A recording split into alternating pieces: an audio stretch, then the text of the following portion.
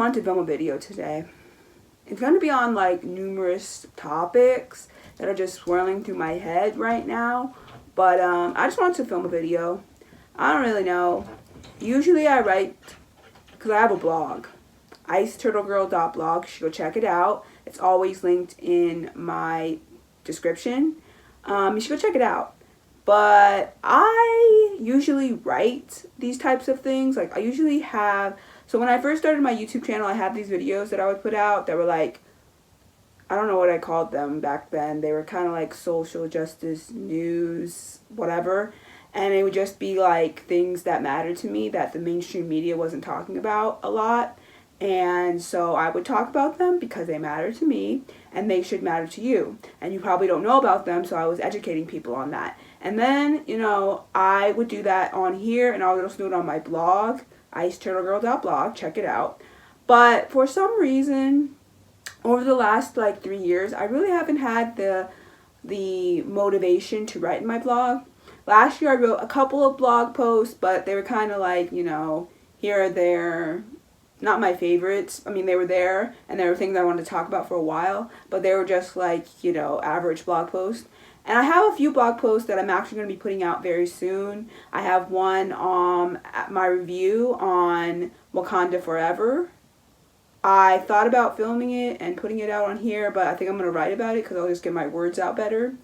And then I also have a couple other blog posts that I want to put out. So hopefully I can do that and get motivated more to write again, because my blog is my baby. If you've been following me at all since I started this channel, you know that I started this channel really as a companion piece to my blog and just kind of as another way to get my thoughts out and to talk about things that maybe I don't talk about on my blog, but sometimes I do, so it just depends. Anyways, so yeah, just be on the lookout for those blogs, and hopefully I can get more into blogging again in 2023. And yeah, but also finding time to blog because I now have a part-time job. And yeah, it's not something I necessarily want to be doing, and it's a little bit more work than I thought was going to be put into this job, but it's the money that I need, and it's not too terrible. I only have to really work 3 days a week, so it's not terrible, but it's just like the growing pains of starting to work a new job and stuff. And I think after a while it'll get a little easier once I get the hang of everything. But I'll talk to you guys more about all of that in my year-end video. But also, I've been working on jewelry as well. And I've sold a bunch of pieces this year, and I'm excited about that, and I'm getting geared up for the holiday season and starting to make more pieces so people can buy stuff for like the holidays and stuff. So I'm excited about all of that, and yeah. But also, I just want to talk. I just want to talk because I feel like I need to get some stuff out of my chest, and today has been kind of hard for me. I've been a little sad. Yesterday, if you don't know, a childhood hero of mine and many people across the world passed away, and his name was Jason David Frank, and he was the Green Ranger, Tommy Oliver, well, the Green Ranger, the White Ranger, 2 Red Rangers, and then the Black Ranger, and he was just incredible as a human. I unfortunately never got to meet him, which is something I regret, but just from following him on social media and watching interviews with him and watching the show, Mighty Morphin Power Rangers, back when I was a little kid, I could just tell that he was a super genuine, super nice, super great human being. And also, you know, from fans who have gotten to see him at cons and like meet him and like hang out with him, they have said nothing but nice things about him. So I know he's a good, decent human being, and I'm just really heartbroken right now. Tommy Oliver was my very first crush ever, like, famous person, whatever, normal person, you know, whatever, like, he was my first everything at, like, 3 years. Biggest crush on Tommy. I really wanted Tommy and Kim to stay together. I was happy when they got together, but then when she left, I was really sad. And she just sent him a letter, and then she was gone, and I was still really sad about it, but, yeah. So I'm really heartbroken by that. That really was emotional for me. And it was also emotional for me based on how he passed away. If you've been following my channel, you know I've put out videos on this topic before, but the last time that this really hit me like this, like really bad, was back when Chris Cornell and Chester Bennington, Chris Cornell of Soundgarden and Audioslave and his solo work, and Chester Bennington of Linkin Park and other side bands. Yeah. When they passed away, I was crushed. Actually, when Robin Williams passed away, I was crushed. And that was really hard for me. And so, thankfully, around the time that Robin Williams passed away, when Chester Bennington passed away, I was around, like, friends. So it was easier for me to deal with a lot of that stuff. But it's not easy. It's not easy at all. Like, it doesn't matter if I'm around friends, if I'm by myself. It's not easy, right? And it's hard, you know? And it's hard when the person goes out the way they do by, you know, unaliving themselves, right? And it's hard. It's a hard conversation to deal with. I have dealt with this personally in my life over the last year. And even though the person that unalived themselves was a family member, a sibling, even though they were a trash human being and they were really like not the greatest person at all, I have dealt with this. And so it's interesting. In that situation, I have very mixed feelings about it, like extremely mixed feelings.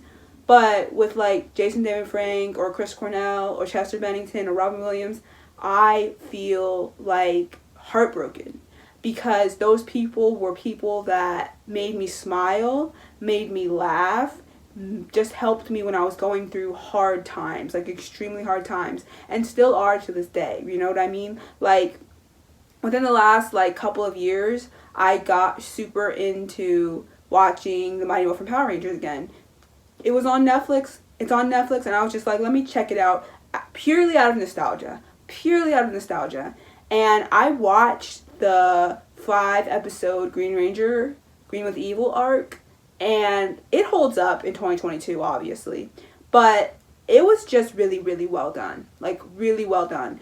And I watched the Power Rangers before Tommy came on and after Tommy came on, and you could just tell the difference of the show. Like, Tommy was that missing piece that was needed in the Power Rangers, and you know, it's so heartbreaking, and my heart goes out to all of Ranger Nation and just everybody who's affected by his untimely passing. It was out of nowhere, and so it was hard. And I remember, but I think it was one of the cons that he was at, and there was this guy who was like out to come and get him. If you remember the story, then you remember the story, but it was like some crazy guy was out to come and get him, and he like, either he brought a gun to one of the conventions or he shot up one of them or something happened. It was really, really weird. And we thought something was going to happen to him then. And we were all really, really nervous. And then this happened, and it's just really sad. And my heart goes out to every person who was on Mighty Morphin Power Rangers,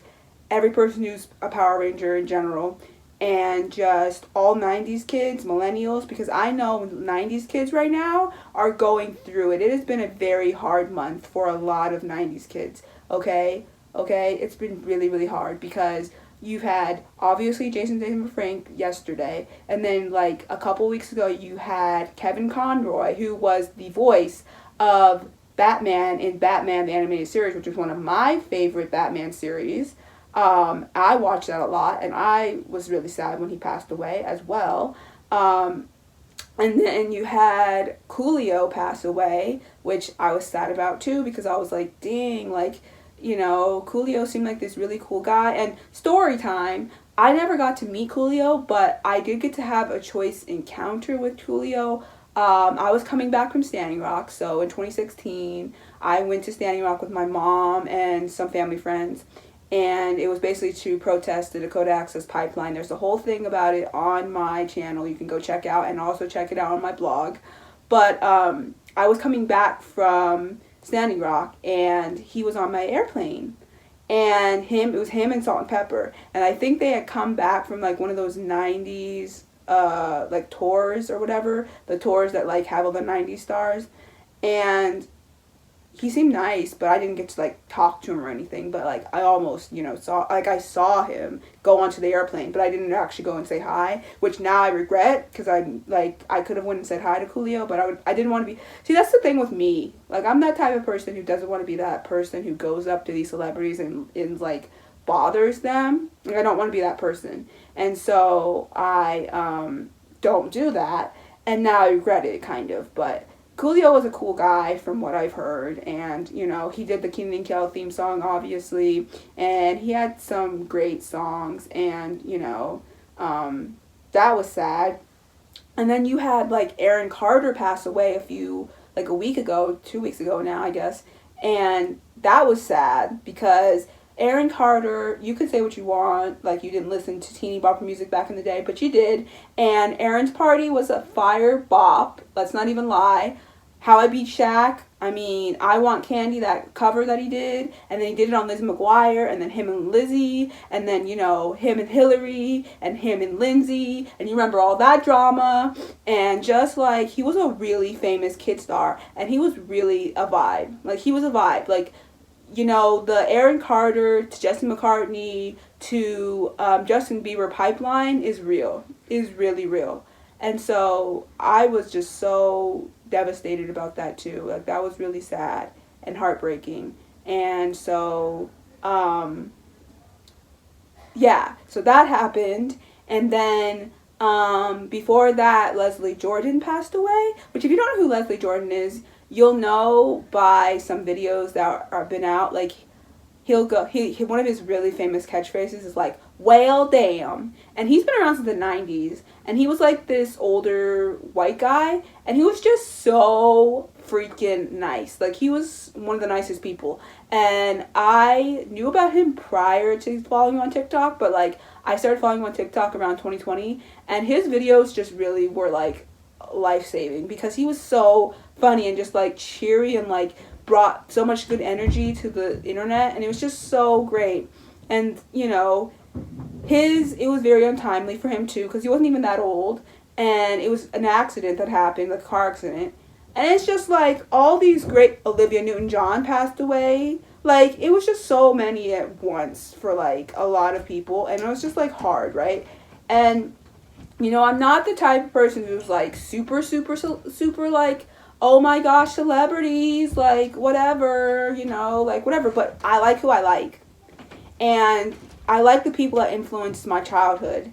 And it's sad when certain people pass away because it's like, a lot of these people impacted my childhood and made my childhood better for what it is, you know what I mean? They made my childhood better when things were rough and hard, and they made me smile, and things were great. And that's why a lot of kids, and not just 90s kids, but kids in general, like they have a lot of like admiration for their childhood because they that's when they're the happiest, you know what I mean? They don't have any worries, they don't have to worry about anything or do anything or have these adult responsibilities for the most part, unless they live in chaotic situations, then that's really tragic and sad. But for the most part, your childhood is the most happy time of your life. And when you're a kid, there are these figures out there that are on your TV shows and your movies and in your music that bring you a lot of joy and happiness and are there when you need somebody to sit there and be with you on like a hard day or just to make you feel good. And so when they pass away, it's really difficult for you to deal with it. And and I think because Jason David Frank was there when I was so little, like I was like 3 or 4 years old when Power Rangers first premiered, right? And I remember having arguments, literal arguments, and most 90s kids can probably agree that they used to have arguments with their little cousins or their siblings about who was going to be the Pink Ranger and who was going to be the Yellow Ranger and who was going to be the Red Ranger or the Black Ranger or the Blue Ranger or the Green Ranger. And I always had to be the Yellow Ranger, and I always wanted to be Kimberly. And fun fact, me and Amy Jo Johnson, who is the Pink Ranger, the original Pink Ranger Kimberly, we share a birthday, October 6th. And so every year I put up a picture and I wish her happy birthday, and I put up a picture of me dressed as her. Not really, but like I just Photoshopped myself into it. And it's really cute. She always like likes it and puts it on her stories. And it's really, really cute. And so I'm sending a lot of love to her right now because I know this is really hard on her. And also Walter Emmanuel Jones and David Yost. I know that this is really hard on y'all. And I send y'all a lot of love. And I also want to say kudos to Austin St. John, who played the Red Ranger, the original Red Ranger. And I just want to send him a lot of love because he didn't have to come out and say anything about Jason, but he did. And if you know anything about their relationship over the years, they actually weren't friends. And they weren't cool. And they weren't, they respected each other, but they weren't cool, right? And he put out a little 1 minute or 1.5 minute video yesterday talking about it and he basically said, once a Ranger, always a Ranger. And I really respected that because I was like, he didn't have to come out and say anything, but he did. And I think that's really mature. That's like extremely mature. So I'm just sending a lot of love to all the families of all the people who have passed away recently because it's hard. It's really hard. I'm sending a lot of love to millennials because, baby, we are going through it. And it is not fair, and it is not nice, and it is not happy times, and it has really been a struggle for a lot of us lately because a lot of our faves are just passing away, and it's like, I don't even know how to handle it, and I don't know how you're handling it, but I know we're going to get through it, and we have the beautiful memories that they brought us on screen, on stage, with their music, with their movies, with their TV shows. And we will always have that legacy, and we always will hold it sacred, and we will always, uplift it. And so, yes. So I just wanted to get that out of the way because that's been a little bit on my mind. Not a little bit, a lot on my mind since yesterday. And I just have a lot of thoughts and feelings about that. And I just wanted to get it out there into the world because I'm just really heartbroken about it. And, with mental health in general, more so on the topic of Jason David Frank and Aaron Carter and the way that they passed, there's just a mental health issue going on in this entire world, and it has been since forever. And I just feel like even though in the 2010s, more so the late 2010s, and, to this day, we've been getting a lot better with talking about mental health and talking about, our struggles and stuff, but it's still not easy. And, I just feel like child stars, teenage stars, whatever you want to call it, I just think that they need to have what I call set aside therapy for the rest of their life. As long as they've been in the industry, and it doesn't matter if they've been in the industry for 5 minutes, if they've had one role, if they were in, several roles, if they were the biggest star on the planet, I don't care. They should have built in their contracts therapy while they're filming, while they're, stars, while they're in the industry, and even when they're not in the industry and not filming. They should be able to have built-in, set-in therapy for life. And I wish that regular people could have that too. Obviously, jobs should be able to give that to people, but especially for these, stars that have worked to make us all smile and happy over the years, they should have built-in therapy for life. Because I feel like a lot of that childhood trauma and just a lot of things going on in their life could be prevented if they had some therapy in their life. And I'm not saying that therapy is the be-all, end-all, because as somebody who has gone through depression and who has dealt with a lot of different thoughts and has been depressed and gone through things that are really hard and, dealt with things, I am one to know that therapy is not always the answer and not always the be-all, end-all, but I think it is important, and I think it's important to talk about things. You know what I mean? And I also remember and I know it sounds cliche and stupid and lame and just like, okay, does that really actually work? But seriously, check on your strong friends. Check on all your friends. Just check on people, because I feel like it's important for us to check on people because you just never know.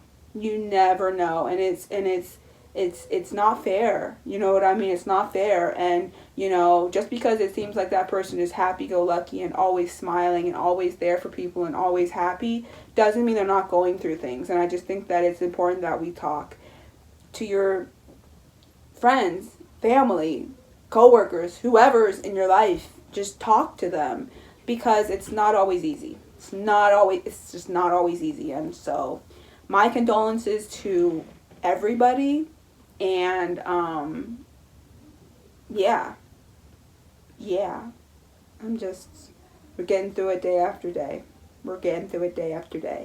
But honestly, if I'm being honest, I really want to take a year or two off. And when I say that, I mean from these deaths. Because over the last 10 years maybe, it has gotten worse and worse and worse with these deaths. And I can't take it anymore. I just can't. My spirits cannot take it anymore. I'm an empath. And I can't take it anymore. So I just needed to end. Yeah, so all of that. So next thing I want to talk about, which also is a little hard, but I mean, it's happening and it's sad. What's going on in Iran? What's going on in Iran is really heartbreaking to me. And what's really going on around the world is really heartbreaking to me. The way that women are being treated in Iran is despicable. And I'm tired of having to hear about another woman having to be killed or essayed because they won't wear their hijab or their headscarf. It's so patriarchal. It's so sick. And just the youth in general who are standing behind these women and being out there in the streets really protesting and fighting for this, and they're being unalived, is just so messed up.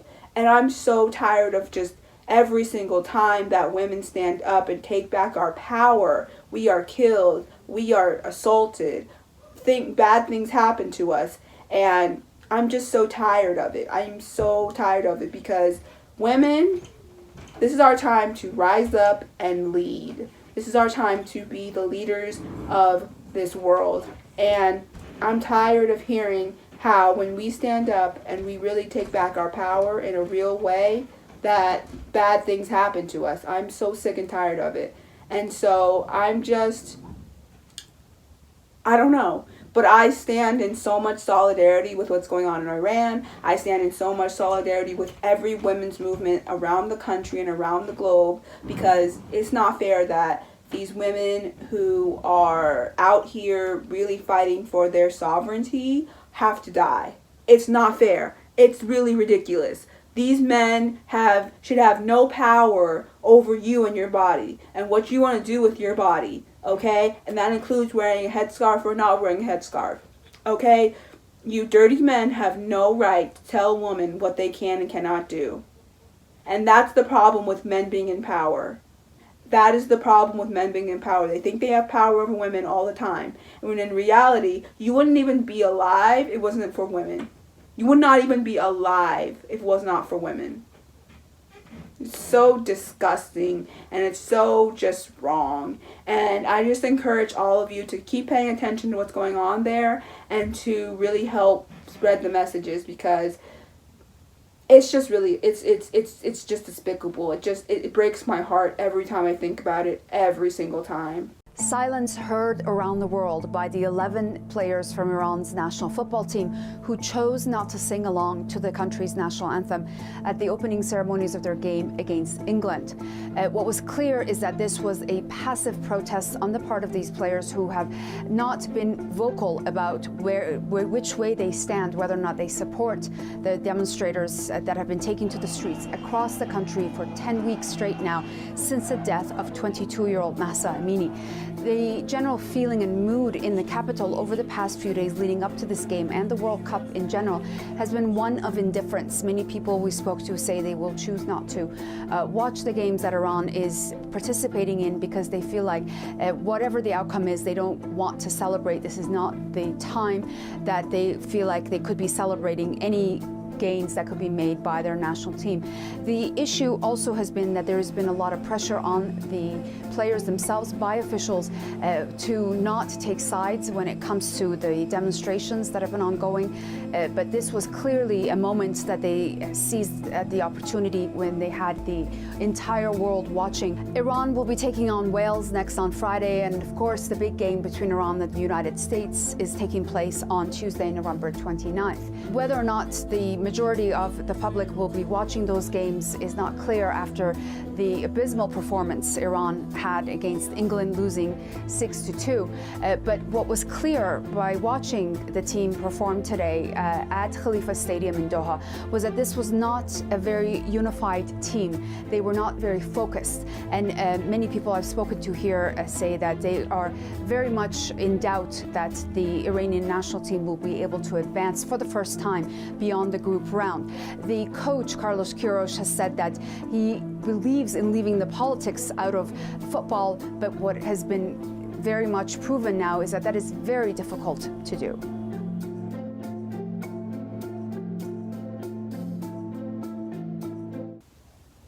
And then there's also stuff going on with indigenous children in the United States, or Turtle Island as I call it, and most indigenous people do.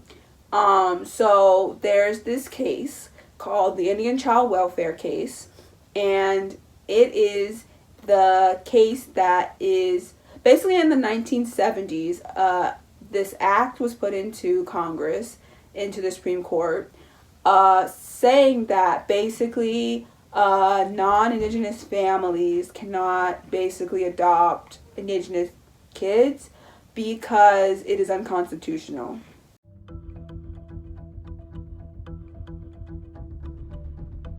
So the Brackeens are a white couple living in Texas, and based on public statements they've made and blog posts the wife made, for religious reasons, they feel it's very important that they adopt Indian children, and they've elected to do so. However, the Indian Child Welfare Act does allow for tribes to intervene and to have a say in what happens to their children.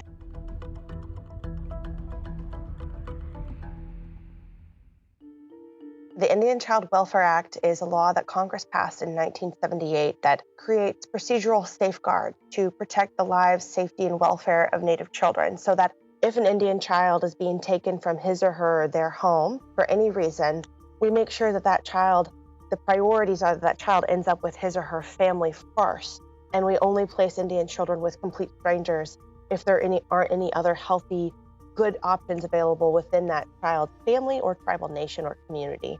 And that's really a best standard for really any child, but it was really important, and it still is important for Indian children because our kids are targeted by the adoption industry and by states who have prejudice and bias against Native families and Native nations. When that process started, the Brackeens were very upset, but ultimately that process did not result in them losing the child they wanted to adopt. They actually filed their lawsuit challenging the constitutionality of ICWA after they knew they were getting to adopt the kid that they wanted to adopt.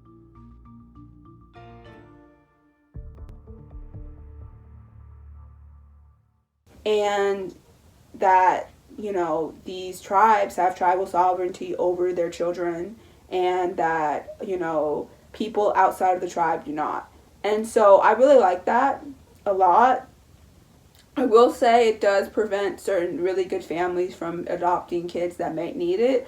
But at the end of the day, we don't want colonizers who are going to abuse these children. We don't want them to adopt outside of the tribe, right? We don't want people outside the tribe to be adopting kids who deserve to be with their tribe and to learn their languages and their culture, right? Too much has been taken from indigenous people already, and so it's hard when indigenous kids get taken from their families and their tribe for them to relearn a lot of the languages and the culture of their tribes. And so in 2022, within the last month, actually the beginning of this month, November, they started the Supreme Court hearing on ICWA, the Indian Child Welfare Act, and it's still going on, I think, but basically they're trying to overturn it, and I just pray that they don't get the chance to, because Indigenous children deserve to be with their families and their tribe, to learn their languages, to learn their cultures, to learn their traditional, everything, their spirituality, everything. And, like I said, there is the downside that there are certain families outside of, Indigenous tribes that might be really good for these kids, that maybe, these kids are being abused or something, and there are families that would be really good outside of the tribe that could adopt these kids, and that would be really cool. But on the other hand, there's too many, and I mean too many, non-Indigenous families that want to adopt these kids just to do exactly what these boarding schools wanted to do back in, up until the 90s, kill the Indian, save the man mentality, and to basically take these kids and whitewash them. And it's just not fair, and it's not okay, and it's not cool. And I just think that we really need to help protect this act and help so that it does not get overturned, and that these Indigenous children get to stay with their tribe because they deserve it. Next, I just wanted to talk about Shanquella Robinson. So if you don't know or aren't familiar or haven't been paying attention, Shanquella Robinson was a young black woman in her 20s, and she was an entrepreneur. She had a hair salon that she was doing, and she was really successful at it. And so her and a group of friends, I don't know if they were like real friends that she knew IRL or in real life, or if they were just friends she knew online and they just decided to take a trip together, but she didn't really know them like that. I don't know the circumstances, not really. But point is that they ended up going to Mexico for to celebrate someone's birthday in the group, right? And so things are going great, everything is fine, whatever. And then somehow, and I haven't seen this video, and I plan to not watch it because I'm not watching, I'm not watching black violence. I'm just not, no. But apparently there's this video going around of one of the friends, apparently they're a woman, and I keep hearing conflicting stories of she's trans, she's not trans. There's this picture going around of the woman who literally is beating up heavy, fisticuffs, beating this woman up, Shanquella, and somehow Shanquella is naked. That part I don't understand, but anyways, this girl, trans person, I don't know. Point is, they are beating the living daylight out of Shanquella, and there's people in that group filming all of this, right? Now, while I think that it was so trash for them to film what was going on, I'm glad they did, on the count of, so when they actually can go to jail, they have evidence. But that's a whole nother thing. But there's messy friends and people in the video basically saying well, aren't you gonna fight back or whatever? And Shanquella was like, no, I didn't come here to fight. I'm just here to have a good time. And she's literally getting the daylights beat out of her to the point where she dies, guys, dies. And so these friends, so I guess the housekeeper or whatever of where they are, or the hotel, whatever, they end up coming and they find her body, right? Because the friends, they end up leaving. They end up going home. And they just leave her in Mexico. They leave her body in Mexico. And so they come home, and they basically go tell her mom that she died of alcohol poisoning. Now, the mom has said that there's been conflicting messages from all of these friends. They've each told her a different story. But basically that she died of alcohol poisoning, right? Why they left her in Mexico, I don't know. Why they didn't stay with her, I don't know. But these are shady people, so obviously they're not going to when they just literally beat the shit out of her. So now there's these social media campaigns and everything about, how we need to get justice for her. And I'm 100% on board for it. Basically, I am pissed I am pissed. And, I know that over 2020 and 2021, we were all in the house and, we were all bored and there wasn't a lot for us to do. We couldn't really go out that much. That a lot of us made friends online. Whether it was through, like, a gaming site like Twitch, or if it was through, like, YouTube, or if it was through, like, all of these different avenues, like on Twitter or Instagram or something. Like, people were making friends online a lot during 2020. I'm guilty of it. I made some friends, but, I think that people really need to get through their head that there's friends and then there's acquaintances. You don't know these people. You might have met them online and they seem like cool people and they're cool and whatever, and you guys might share an interest or whatever, and you might seem like it's cool or whatever, all these things, but you don't know them. You've never met them in real life. You don't know them IRL. They could be lying about everything. You don't know anything. And so you can't always be calling people your friends when they're really your acquaintances. You don't know them from anything. You don't know them from anything. And it's just like, we have to be more careful of who we hang out with on the internet. Finding friends on the internet is a great and an amazing thing, especially for people who are maybe, more shy in real life and, they're kind of like, they don't have a lot of friends in the real world. And so having friends online is like a really cool and great thing for them because, it's something better than nothing, right? But at the same time, you still have to have your discernment because there are going to be people out there who are snakes, who are just want you there for clout, want you there just to say that they have friends, want you there just for this, that, and the third, but they're not really there for you. And it's really sad, and it's really, like, heartbreaking, because to really just beat her up that bad, for what? For what? Did you really think that was going to go over smoothly? Is that why people were filming? Because you thought, oh, if I put this on the internet, people are going to, like, love it? Oh, did you want your, world star moment? Huh?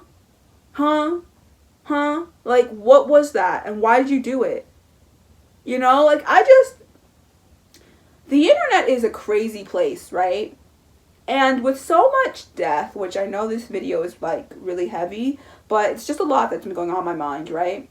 And with all the deaths that have been happening over the last 10 years, it has really been crazy. Because, literally, people really will just film somebody's death just for social media clout. They will literally kill someone just for social media clout. And it is really, really disgusting.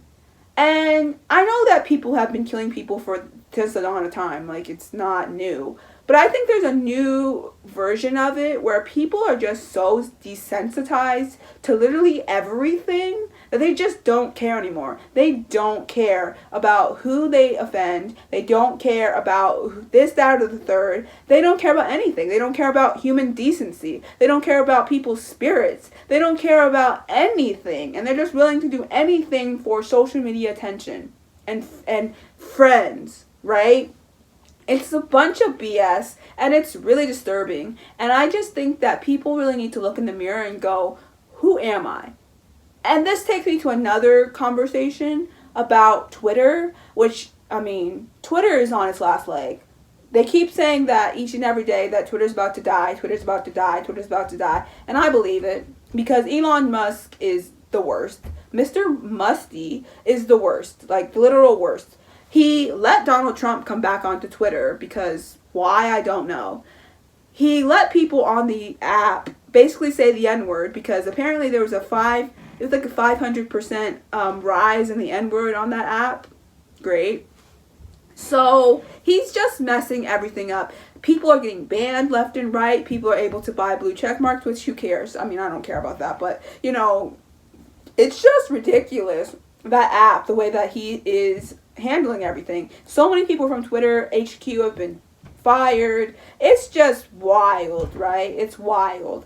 And I do use Twitter, I'll admit, and it's mostly to just post like stuff from other sites or my jewelry or like other stuff, just random stuff, or like have random conversations with people, or just whatever, it's just like fun, silly stuff. But I will say that there are ways that Twitter has been really helpful, especially to people of color, to black people, indigenous people, people of color, to the LGBTQIA plus community, to people who need help, right? Twitter has been really great for that. They've started movements. They've done a lot. And it's really great, you know what I mean? For a lot of, as a person who has worked and done like protest work, organizing, whatever, Twitter has been a great way to get your message out there. And so I value that a lot. But at the same time, Twitter is out of its mind, right? Twitter is really out of its mind, and it's just getting crazier and crazier by the day. And so I wonder, you know what I mean? The way that people act on the internet is just so despicable sometimes, to the point where I'm like, what will this generation actually do when the internet actually dies? Like, what will they actually do? Like, how will they survive? Like, I know my generation as millennials will be able to survive because we got to live out the 90s and the early 2000s before there was really the internet as we know it, or like social media sites as we know it. I mean, yeah, there were things like MySpace and stuff like that, but it wasn't as like, you know, ridiculous as, you know, it is now. But what is Gen Z gonna do when the internet just dies on them, right?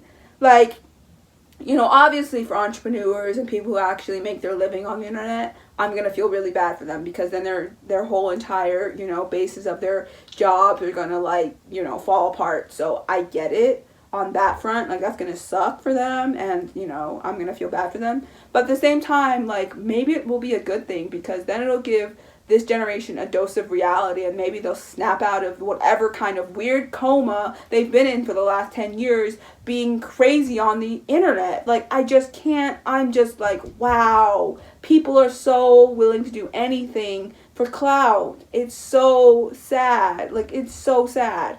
Oh my God, it's so sad. Like, I don't get it. Like, why you guys think it's important or okay for you to come on the internet and like post people's dead bodies right after they've been killed, or, you know, kill someone by punching them to death, literally just for clout. Like, I don't understand. And yeah, I'm calling it clout because I think there's no other reason that girl was killed in the way she was. And the fact that people were filming, it had to be for clout, so they could post it on the internet and seem like some cool people who, you know, fought this girl who wasn't fighting back, so they can seem like they were so strong and all of these things and blah, blah, blah. They weren't thinking that, oh, maybe this is going to end up causing a stir and people are actually going to care about this girl who did not deserve to die. Also, the mainstream media better get with it, because if I don't see Shanquella Robinson talked about all the time the same way that they were talking about Gabby Petito, I'm gonna scream, because I'm tired of black women, specifically black women and indigenous women, which, shout out to Alaska Daily. It's a show on ABC, and it talks about missing and murdered indigenous women. And so I suggest you all go watch it, because it's a really great show. I've only watched the first episode, but I plan to watch more. But y'all should go watch it, because it talks about missing and murdered indigenous women for the first time in like a real way. And they're actually trying to go solve a case about it. And I think you guys should go check it out. But anyways, no, I just think that black women and indigenous women, we deserve to be talked about when we go missing, when we are killed. This needs to be a thing, and I'm tired of us not being. So you got better mainstream media, you better get it together and talk about it, because the way that Gabby Petito was talked about so much, and there was documentaries and all these things, the same needs to be for Shanquella, because justice for Shanquella all day, and justice for all black and indigenous and women of color, because they deserve it. Just as much as white women deserve it, all of them deserve it too. So get together. And yeah, I'm sure there's more stuff that I could talk about, but that was just something that was firing all cylinders on my heart, and I just had to talk about it. And I just want to stop and say that as much as all of this is hard and weighing on my spirit, I also just want to say that things are going to get better. I feel like all of this is going to work out in our favor. And and we're all going to be okay because, you know, I just heard like a few days ago that Donald Trump wants to run for 2024 president. And even though, you know, there are people out there who I feel like are going to vote for him and he's probably going to get back in, and even though I don't like that, and even though that sucks, and even though everything feels like it's just going to hell in a handbasket, it has been since 1492, and, you know, it's not stopping now. And with all these climate disasters and everything happening on Earth, you know, it can seem really overwhelming and just hard.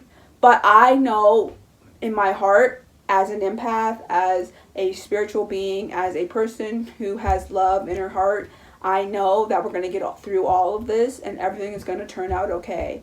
And that we'll get justice for Shanquella, okay? The Indian Child Welfare Act is not going to be overturned, okay?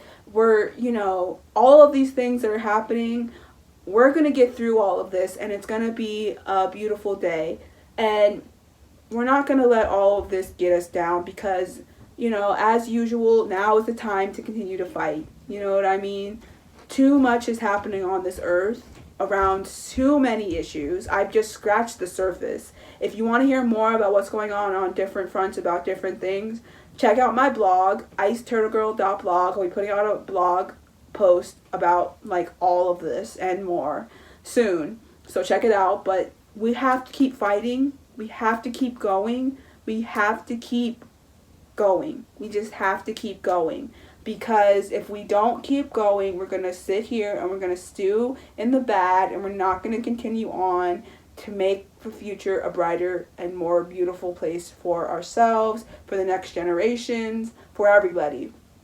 Because we have to. We have to continue to just keep fighting because even though the world seems very bleak and even though the world seems like everything is just happening at once and it feels very heavy, we have to keep going and remember that there are beautiful, bright people out there in the world who are fighting, and we have to continue to be one of them because we can't just let people and things and societies and everything just fall by the wayside. We just can't. So, yeah, I just wanted to come on here, talk about these things, and just like voice my opinion and voice my how I feel about these things because I just had these things swirling through my head all day and I just felt like I wanted to talk about them and just bring light to them because I feel like, you know, not enough people are talking about all of these things and I just want to be one of the people who does.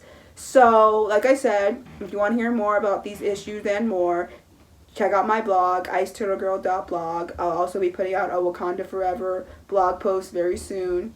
And I have a few more videos coming out very soon. So check back to this channel. Also check back to my blog. And also check me out on TikTok, Instagram, and Twitter for as long as we have Twitter. And yeah, I'll be around. So until the next time, peace and blessings.